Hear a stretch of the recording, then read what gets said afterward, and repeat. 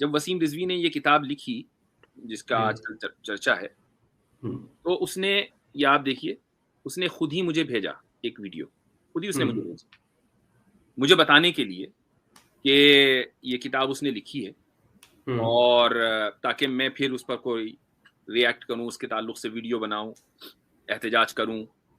میں نے اس کو جواب لکھا کہ you only speak from behind the screen, میں آپ کو جو ہے جب انوائٹ کرتا ہوں تو آپ آتے نہیں ہیں۔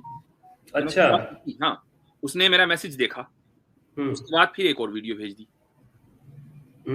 یہ اوپر میرا میسج ہے، اس کے بعد پھر اس نے ویڈیو بھیج دی۔ تو اس سے آپ یہ اندازہ لگائیں، یعنی یہ فرار ہوتے ہیں، ان کے پاس ہاں حقائق کی دنیا میں کہیں نہیں ہے۔ رائٹ۔ آپ سب کو ان کا آنا بڑا اچھا لگا ہوگا۔ مفتی صاحب کیا حال ہیں، کیسے ہیں آپ؟ الحمدللہ بخیر ہوں، ماشاء اللہ، آپ سنائیں۔ جزاکم اللہ، آپ یہاں پہ تشریف لائے، میں آپ کا بہت بہت شکریہ ادا کرتا ہوں۔ اور ابھی آپ کی صحت کیسی ہے؟ معلوم پڑا کہ آپ کورونا اس میں گزار رہے ہیں، طبیعت کیسی ہے آپ کی؟ الحمدللہ بخیر ہے، ماشاء اللہ۔ اچھا، تو صحت وغیرہ سب بہتر ہے؟ سب بخیر، ماشاء اللہ ماشاء اللہ، اللہ تعالیٰ کا لاکھ لاکھ شکر ہے۔ اللہ تعالیٰ آپ کو خیریت سے رکھے۔ تو مفتی یاسر ندیم الواجدی صاحب، سب آپ مشہور شخصیت ہیں یوٹیوب کے اوپر، اور ان کے ایتھیسٹوں کے ساتھ بڑے ڈیبیٹس ہیں، بہت اچھا بولتے ہیں۔ اور ایک بات ان کی مجھے بڑی یہ پسند آتی ہے کہ یہ دوسروں کی بڑی رسپیکٹ کرتے ہیں، اور یہ بھی انسانیت کے اوپر یقین رکھتے ہیں، اور اسلام تو انسانیت کا پیغام ہی دیتا ہے۔ تو ہم نے پچھلے دنوں میں سچ والا ایک شخص ہے، ان کے ساتھ ڈیبیٹ کی، تو مفتی صاحب کے ساتھ ہم نے کچھ چیزیں ان کے ساتھ شیئر کی، اور مفتی صاحب نے بھی کچھ ان کا رد کیا ہے، بتایا ہے کہ کس طرح سے ان کو عربی سے بھی واقفیت نہیں ہے سچ والا کو، اور وہ مدرسہ بھی چھوڑ کے بھاگ چکے ہیں، پھر بھی وہ اس کے باوجود بھی وہ عربی بولنے کی کوشش کرتے ہیں اور چیزیں نکالتے ہیں کہ جن کو عربی گرامر کا پتہ نہیں۔ تو خیر، اب اس پہ مفتی صاحب ہی بتائیں گے۔ اب ڈیبیٹ ایک وہ مفتی صاحب کو بار بار یہ چیلنج دیتے ہیں کہ آپ ہمارے چینل پہ آئے، ہمارے چینل پہ آئے۔ تو مفتی صاحب نے مجھے کہا، بلکہ انہوں نے پبلکلی اناؤنس کیا کہ میں کسی بھی ان طرح ان کے چینل پہ نہیں جاؤں گا، کیونکہ ان کے اور اغراض و مقاصد ہیں، کچھ چیزیں جنریٹ کرنا چاہتے ہیں۔ تو بہرحال مفتی صاحب نے کہا کہ کسی تھرڈ جگہ کو ہم رکھ کے اس پہ ہمیں ڈیبیٹ کرنے کو تیار ہوں، جسے ان لوگوں نے بھی مان لیا۔ سچ والا اور ساحل جو ہے ان سے میری جب بات ہوئی، تو اب انشاءاللہ ڈیبیٹ ہوگی۔ اور ڈیبیٹ کس بات کے اوپر ہوگی، مفتی صاحب کیا چاہتے ہیں اور کیا موضوع ہوگا، یہ مفتی صاحب آج ہی بتائیں گے، ہمارے ساتھ یہ شیئر کریں گے، اور بتائیں گے کہ سچ والا کیا، اس کی کوئی علمی حیثیت کیا ہے، کیا وہ قرآن پہ جو اعتراض کر رہا ہے، یہ سب باتیں جو ہے مفتی صاحب آج بتائیں گے۔ مفتی صاحب آپ بولیے۔ جزاکم اللہ خیرا، بہت بہت شکریہ، آپ نے مجھے الاؤ کیا آپ کی اسٹریم میں آنے کے لیے۔ جس شخص کی بات ہو رہی ہے، میں سمجھتا ہوں کہ تفصیل سے تو پھر اسی شخص سے بات ہونی چاہیے۔ اب اگر مجھے آپ ہی سے یہ اطلاع مل رہی ہے کہ وہ تیار ہیں، اگر وہ تیار ہیں تو بہت اچھی بات ہے، خوشی کی بات ہے۔ انشاءاللہ آپ کے چینل کے اوپر گفتگو ہوگی۔ میرا ایک موقف بہت پہلے سے ہے، اور وہ یہ کہ ہماری وجہ سے کسی بھی اسلام و فوب چینل کو، کسی یہ جو نسل کشی کے جو انیبلرز ہیں، جینوسائیڈ انیبلرز، ان کو بالکل بھی فائدہ نہیں ہونا چاہیے۔ یہ جو لفظ میں نے بولا ہے جینوسائیڈ انیبلرز، یہ بہت ہی سوچ وچار کے بولا ہے، ایسا نہیں کہ میں نے ویسے ہی کہہ دیا۔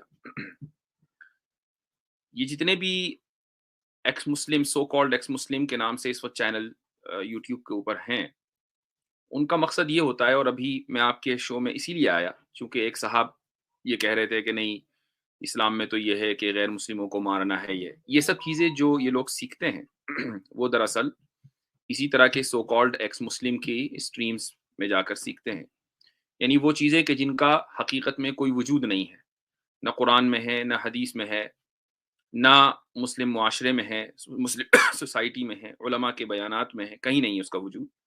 اس کا اگر وجود کہیں ہے تو وہ چند سو کالڈ ایکس مسلمز کی اسٹریمز میں ہے، اور وہاں سے پھر یہ جو غیر مسلم حضرات ہیں کہ جو حقیقتاً اپنے مذہب سے بھی واقف نہیں ہوتے، چاہے جائے کہ وہ اسلام کے ایکسپرٹ بن جائیں، وہ پھر یہ تصور قائم کر لیتے ہیں, یہ امیجن کر لیتے ہیں کہ اسلام ایسا ہی ہوگا.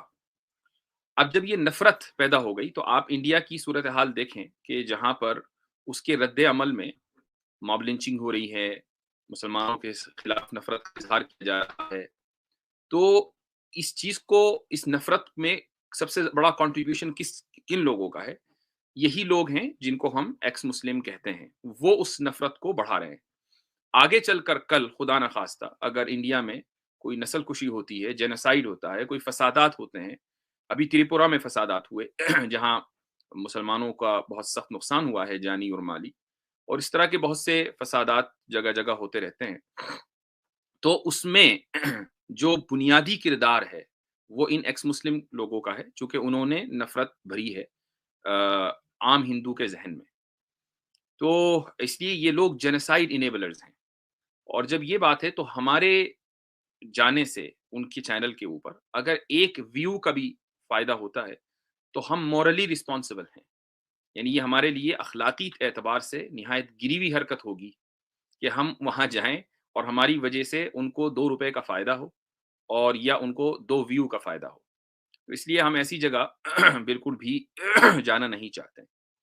آپ کے چینل پر ماشاءاللہ سوائے امن کے, بھائی چارگی کے فروغ کے, اس کے علاوہ کوئی دوسری بات نہیں ہوتی ہے. اور چونکہ آپ ان کے چینل پر جا کر ایک مرتبہ اتمام حجت بھی کر چکے ہیں تو اس لیے اب یہ ان کی ذمہ داری ہے کہ وہ آپ کے چینل پر آئیں. میں نے اپنے چینل پر بلانے کے لیے کبھی اصرار نہیں کیا, نہیں آنا ہے نہیں آئے, کوئی مسئلہ نہیں ہے, کیونکہ مجھے کوئی فرق نہیں پڑتا کہ میرے چینل کے اوپر ویوز آتے ہیں یا نہیں آتے. ہم ان چیزوں سے بہت آگے نکل چکے ہیں الحمدللہ. تو اس لیے میں نے سوچا کہ آپ کے چینل کے اوپر اس کو رکھا جائے. اگر وہ تیار ہیں تو بہت اچھی بات ہے, ماشاءاللہ ہم بھی منتظر ہیں.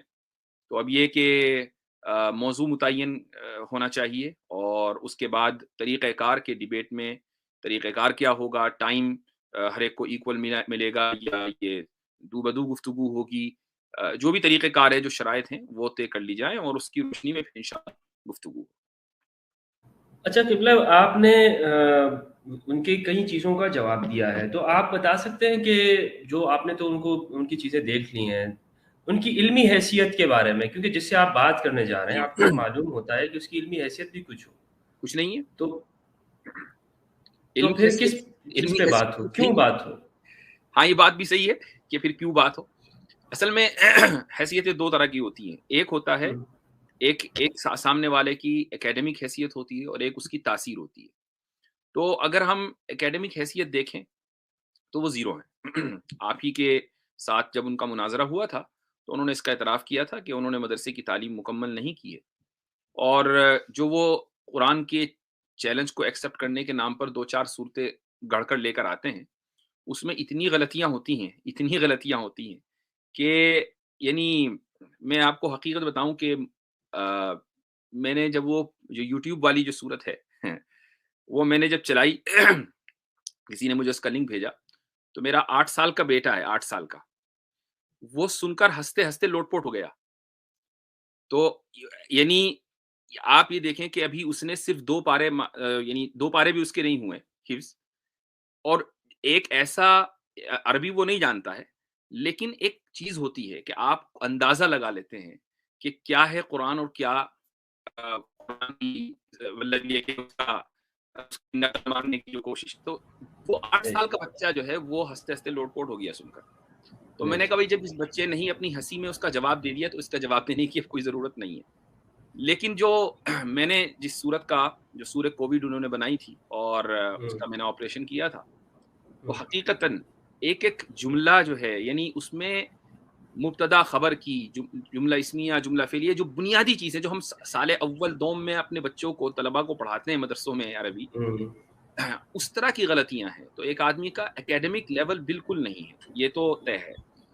لیکن اتنا ضرور ہے کہ کچھ ہمارے ہندو بھائی ہیں وہ بیچارے متاثر ہو گئے ہیں, اور وہ متاثر اس لیے ہوئے ہیں کہ ان کے ذہنوں میں پہلے سے ایک, اور یہ بڑا لمبا ایک بہت افسوسناک ایک چیپٹر ہے ہماری بر صغیر کی تاریخ کا, جو انگریز یہاں بو گیا ہے ہندو اور مسلمانوں کے درمیان نفرت کے بیچ.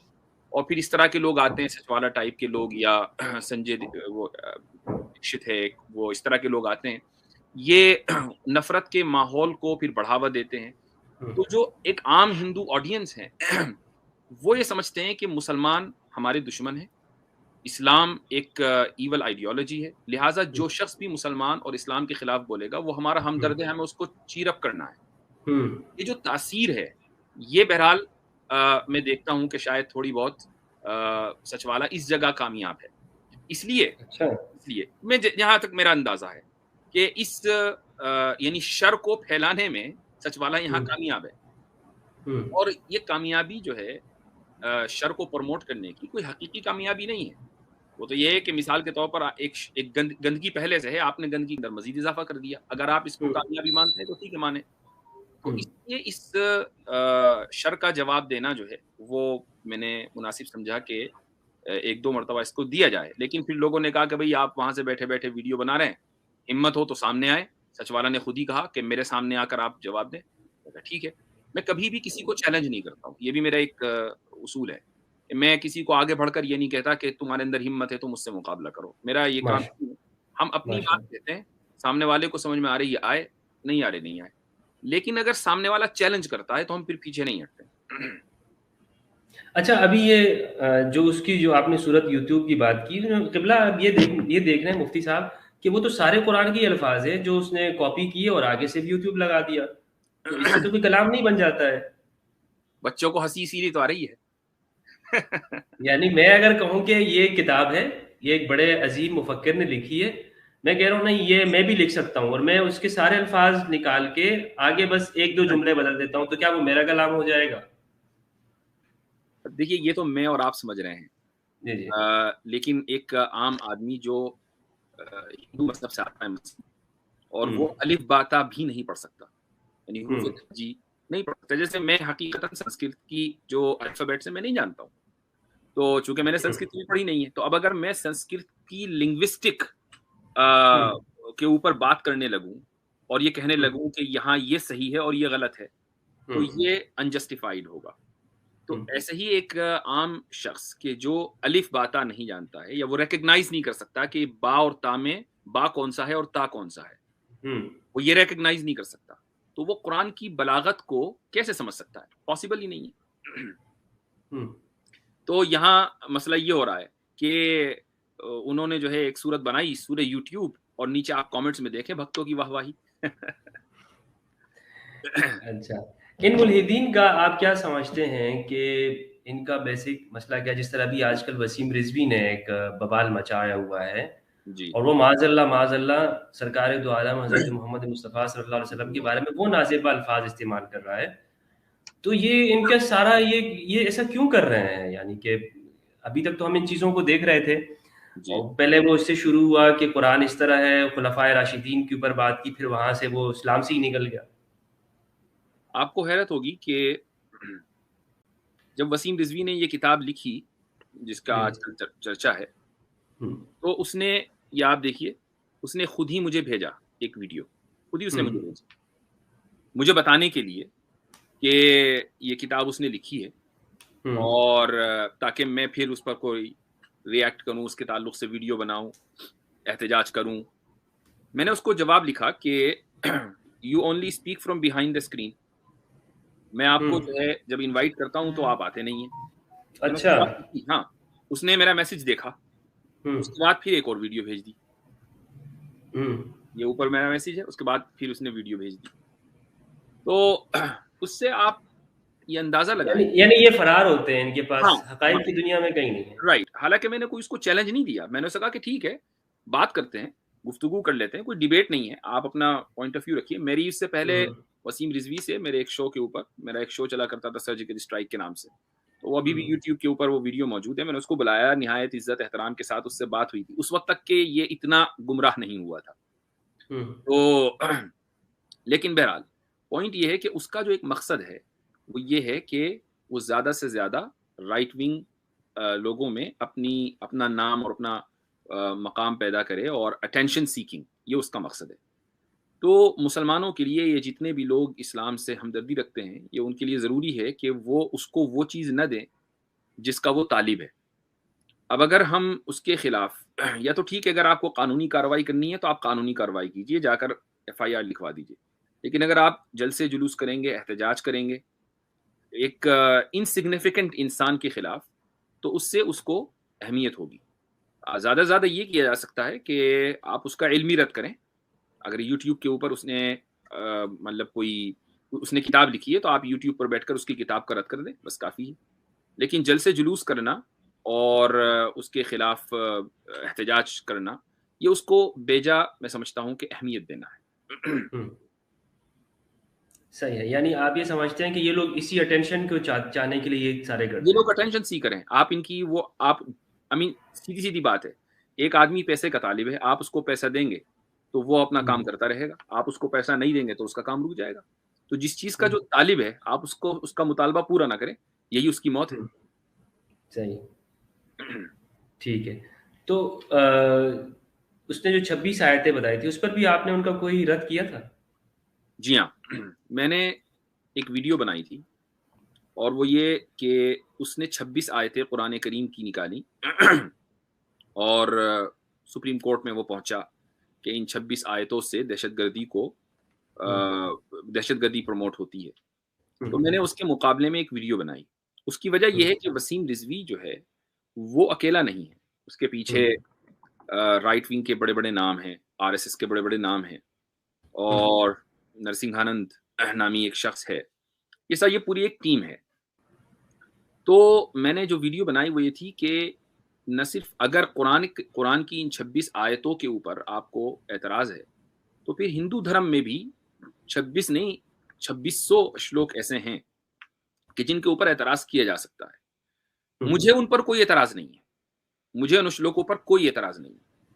میں نے گیتا سے، مہابھارت سے، منوسمرتی سے، ویداس سے وہ 26 شلوک نکالے، وہ پوری ایک ویڈیو ہے، اور اب وہ کتابی شکل میں بھی ہندی میں وہ آ چکی ہے، اس کو صرف ہمیں نشر کرنا ہے، انشاءاللہ بہت جلدی وہ پی ڈی ایف شکل میں لوگوں کے ہاتھوں میں ہوگی انشاءاللہ۔ میرا مقصد ہرگز گیتا کے اوپر اعتراض نہیں ہے کہ گیتا میں یہ برائی کی تعلیم ہے یا ویدوں میں یہ برائی کی تعلیم ہے، زبردست میرا زبردست۔ مقصد یہ نہیں ہے۔ میرا مقصد اس سملیرٹی کو دکھانا ہے۔ ہوں اگر آپ قرآن کی ان آیتوں کے اوپر جہاں کے احکامات ہیں کہ جنگ میں آپ کو ان پر اعتراض ہے تو پھر مہابھارت تو پوری جنگ ہے، آپ مہابھارت کو کیوں ویلیو دے رہے ہیں؟ یعنی یہ ڈبل اسٹینڈرڈ ہوا۔ میرے نزدیک کسی بھی سویلائزیشن اور کسی بھی مذہب میں جب تک جنگ کے احکام نہ ہو وہ انکمپلیٹ ہے، اس میں جنگ کے احکام کا ہونا ضروری ہے۔ اس کی وجہ یہ ہے کہ برائی کو ختم کرنے کے لیے بعض مرتبہ آپ کو تشدد کا سہارا لینا پڑتا ہے، وائلنس کا سہارا لینا پڑتا ہے، لیکن وہ وائلنس برا اس وقت ہوگا جبکہ وہ انڈیویجول بیسس پر ہو کہ میری مرضی ہے، مجھے کوئی چیز بری لگی اور میں نے اپنا بندوق اٹھائی اور میں نے گولیاں برسا دی، یہ برا ہے۔ لیکن اگر وہی وائلنس حکومت کے تحت ہوگا، ایک طاقت کے تحت ہوگا، وہ برا نہیں ہے، کیونکہ اس کے بغیر آپ برائی کو کنٹرول کر ہی نہیں سکتے۔ یہی وجہ ہے کہ آپ جس دنیا میں کسی بھی سویلائز کنٹری میں چلے جائیں تو وہاں آپ کو لا اینڈ آرڈر کی صورتحال ملتی ہے۔ لا اینڈ آرڈر کہتے ہی اسی کو ہیں کہ آپ یعنی طاقت اور اقتدار کے بلبوتے پر آپ اچھائی کو نافذ کریں اور برائی کو معاشرے سے ختم کریں۔ تو اگر کوئی مذہب اس اقتدار کی، طاقت کی اور طاقت کے استعمال کو، طاقت کا استعمال کیسے ہوگا اس کی تعلیم نہیں دیتا ہے، وہ مذہب انکمپلیٹ ہے۔ اب چاہے وہ اسلام ہو، پھر وہ ہندوازم ہو، کرسچینٹی ہو، ہر مذہب میں آپ کو یہ تعلیم ملے گی۔ تو میرا سمپلی کہنا یہ تھا کہ اگر آپ کو قرآن پر اعتراض ہے تو پھر اعتراض ہندوازم پہ بھی ہونا چاہیے اور پھر اعتراض باقی تمام مذاہب پر بھی ہونا چاہیے۔ محض اسلام کو پن پوائنٹ کرنا یہ ناانصافی ہے۔ اس مقصد سے وہ ویڈیو ہم نے بنائی تھی۔ تو یہ جو کہا جاتا ہے کہ اسلام تو نان مسلموں کے حوالے سے، یعنی ایک بندہ جب مسلمان ہو گیا تو اس کا مطلب ہے اب وہ سب کو دشمن سمجھے، یہ جو ایک منظم صورتحال کے تحت اس کو بڑھایا جا رہا ہے، یہ کیوں کیا جا رہا ہے اسے؟ کیا ایسا ہے اسلام یوں سمجھتا ہے کہ مسلمان اس کو ہندو سے نفرت ہی کرنا ہے؟ ظاہر ہے کہ یہ ایک بڑا زبردست پروپیگنڈا ہے، اور میں اکثر یہ کہتا ہوں کہ اگر یہ عقیدہ ہوتا مسلمانوں کا اور اگر یہ مسلمانوں کے دین میں ہوتا تو پھر ایسے مواقع آئے ہیں کہ جب مسلمانوں کے پاس اتنا زبردست اقتدار تھا پوری دنیا میں تو اس روئے زمین کے اوپر کوئی غیر مسلم نہیں بچنا چاہیے تھا، اور بھارت میں تو کوئی غیر مسلم بچنا ہی نہیں چاہیے تھا، کیونکہ تقریباً 700-800 سال تک کے اتنا انپیرلل اور انبیٹیبل اقتدار مسلمانوں کا رہا ہے، اور ایک سے ایک بادشاہ گزرے ہیں.